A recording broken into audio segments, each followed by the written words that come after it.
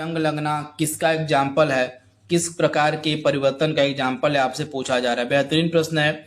इस तरह के प्रश्न आपसे एग्जाम में पूछे जाएंगे। रासायनिक परिवर्तन के एग्जाम्पल, भौतिक परिवर्तन के एग्जाम्पल, तो आपको दोनों के लिए तैयार रहना है।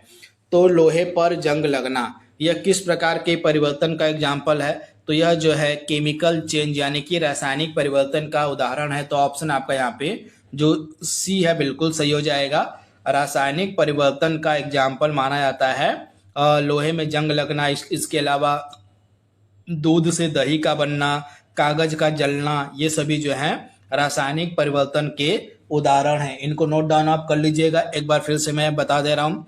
दूध से दही का जमना, लोहे में जंग लगना, कागज का जलना, ये तीनों जो हैं रासायनिक परिवर्तन के एग्जाम्पल हैं। वहीं भौतिक परिवर्तन के कौन कौन से एग्जाम्पल हैं, तो जल से बर्फ का बनना, पानी में चीनी का घुलना, ये सभी आपके भौतिक परिवर्तन के एग्जाम्पल हैं। तो इनके बारे में आपको याद रखना है। निम्न में से कौन प्लाज्मोडियम परजीवी का वाहक है? इसमें से कौन प्लाज्मोडियम परजीवी का वाहक है, उसकी आपको पहचान करनी है। इस तरह के प्रश्न आपसे एग्जाम में पूछे जाएंगे।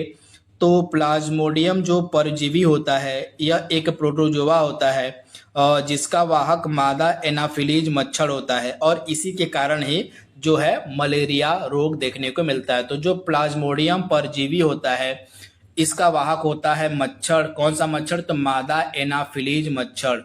मादा एनाफिलीज मच्छर जो होता है वह प्लाज्मोडियम परजीवी का वाहक होता है, और इसी के काटने से जो है मलेरिया रोग होता है। तो ये फैक्ट आप याद रखिएगा।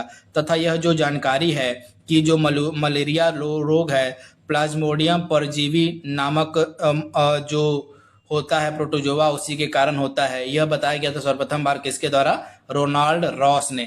तो यह जो वैज्ञानिक थे रोनाल्ड रॉस, इन्होंने यह बताया था कि एक मच्छर होता है जिसको हम बोलते हैं मादा एनाफिलीज मच्छर। यह जो मादा एनाफिलीज मच्छर होता है यह प्लाज्मोडियम परजीवी का वाहक होता है। जब यह मच्छर किसी व्यक्ति को काटता है तब यह मलेरिया रोग होता है। तो यह बताया गया था किसके द्वारा? तो रोनाल्ड रॉस के द्वारा। तो आप याद रखिएगा प्लाज्मोडियम नामक एक प्रोटोजोआ होता है जिसका वाहक मादा एनाफिलीज मच्छर माना जाता है। अगर यह मच्छर किसी को काट लेता है तब मलेरिया रोग होता है। तो ये फैक्ट आप याद रखिएगा। अगला प्रश्न आपके स्क्रीन पर है। निम्न में से किस खनिज की कमी से एनीमिया होता है? तो एनीमिया जो है खाने में आयरन की कमी से होता है। किसकी? तो आयरन यानी कि लौह की खाने में अगर कमी हो जाती है तो एनीमिया रोग देखने को मिलता है। तो ऑप्शन आपका ए यहाँ पे सही हो जाएगा। निम्न में से किस विटामिन की कमी दृष्टिहीनता से संबंधित है? तो विटामिन ए की कमी से जो है दृष्टिहीनता देखने को हो सकती है। तो ऑप्शन आपका यहाँ पे ए जो है बिल्कुल सही हो जाएगा। विटामिन ए को हम रेटिनॉल कहते हैं, और विटामिन ए की कमी अगर खाने में हो जाती है तो रतौंधी नामक बीमारी देखने को मिलती है। अगला प्रश्न आपके स्क्रीन पर है। निम्न में से कौन सर्वाधिक ऊर्जाक्षम्य विद्युत बल्ब है? ऊर्जाक्षम्य का मतलब सबसे अधिक एनर्जी यानी कि सबसे अधिक ऊर्जा जो है कौन बचाता है, यानी कि ऊर्जा की खपत सबसे कम कौन सा बल्ब करता है? तो राइट आंसर क्या हो जाएगा? एलईडी बल्ब दिए गए ऑप्शन में से सबसे कम ऊर्जा की खपत करता है, यानी कि कम ऊर्जा में ज्यादा रोशनी देता है एलईडी बल्ब। इसी कारण से इसको जो है सर्वाधिक ऊर्जाक्षम बल्ब कहा जाता है। यानी कि यह जो एलईडी बल्ब होता है यह कम एनर्जी में मतलब कम एनर्जी में कम ऊर्जा लेकर ज्यादा रोशनी करता है, जिस कारण से ऊर्जा की बचत करने वाला बल्ब भी इसको कहा जाता है एलईडी बल्ब को। तो इसके बारे में आपको याद रखना है। विद्युत का आविष्कार किसने किया था? तो विद्युत का आविष्कार किया गया था बेंजामिन फ्रैंकलिन के द्वारा। ऑप्शन सी आपका सही हो जाएगा, बेंजामिन फ्रैंकलिन। अगला प्रश्न है।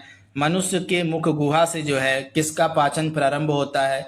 तो कार्बोहाइड्रेट का। ऑप्शन सी आपका सही हो जाएगा। मनुष्य की आंख में किसी वस्तु का प्रतिबिंब कहाँ बनता है? तो मनुष्य की आंख में किसी वस्तु का प्रतिबिंब जो है रेटिना पर बनता है। ऑप्शन सी आपका यहाँ पे सही हो जाएगा, रेटिना पर। अगला प्रश्न है। हरे पौधों द्वारा प्रकाश संश्लेषण प्रक्रिया में प्रयुक्त सौर ऊर्जा का रूपांतरण किस रूप में होता है?